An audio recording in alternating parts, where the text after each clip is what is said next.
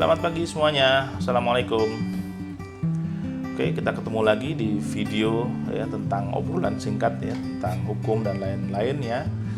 Di kesempatan sekarang saya akan coba bahas nih tentang suatu pertanyaan yang menggelitik juga ya.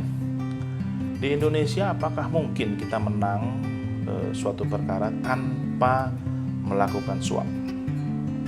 Sensitif ya, tapi kita akan coba bahas. Tentu jawaban pertama atas pertanyaan itu pasti bisa. Pasti kita bisa menang tanpa harus melakukan suap. Kenapa? Karena semua putusan, semua hakim dalam memutuskan suatu perkara itu harus melihat argumen-argumen dan dasar hukum yang diajukan.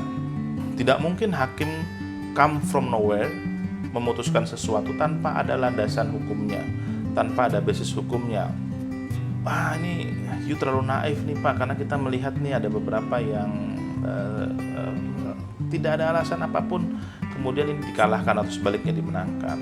Tapi coba lihat deh, walaupun kita merasa seperti itu ya, kalau kita coba lihat lagi selalu ada dasar atau argumen yang digunakan dan argumen itu valid ya, walaupun argumen valid lainnya nggak dipakai gitu ya, tapi pasti ada argumen valid yang dia gunakan sebagai landasan ya. Alasan selanjutnya adalah setiap putusan itu direview secara berjenjang. Putusan PN direview sama PT, putusan PT direview sama Mahkamah Agung ya, jadi putusan hakim di level bawah itu direview secara berjenjang. Jadi kemungkinan menang tanpa suap itu pasti ada.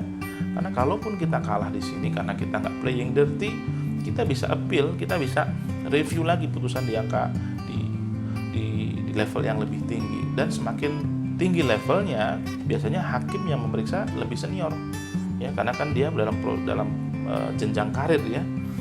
Dan kita mengharapkan putusan dan view yang lebih baik, yang secara akademik bisa lebih dipertanggungjawabkan apabila kita menguji suatu putusan ke level yang lebih tinggi. Selanjutnya, putusan-putusan pengadilan itu saat ini itu sering dijadikan objek eksaminasi, baik oleh akademisi, baik oleh calon-calon hakim, ya, baik oleh mahasiswa-mahasiswa fakultas hukum, ya, sehingga hakim-hakim kita sekarang semakin dewasa, hakim-hakim kita sekarang semakin berhati-hati di dalam melakukan pengambilan keputusan, karena mereka sadar bahwa putusan mereka itu menjadi objek yang akan diperiksa rame-rame nih, baik oleh akademisi yang tadi saya bilang, oleh mahasiswa hukum, oleh calon hakim di sekolah hakim gitu ya.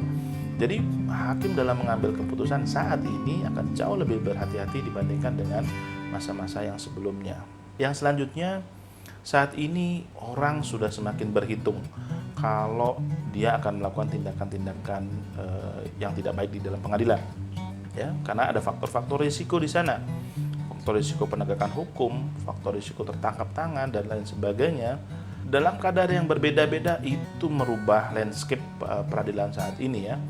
Ya mungkin kalau ada yang melihat fakta yang lain masih berjalan, tapi setidak-tidaknya secara statistik ya, bahwa peradilan kita semakin hari semakin menuju ke arah yang lebih baik.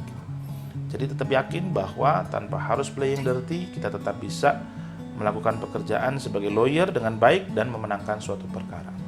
Oke? Sampai jumpa di video berikutnya. Selamat pagi. Assalamualaikum.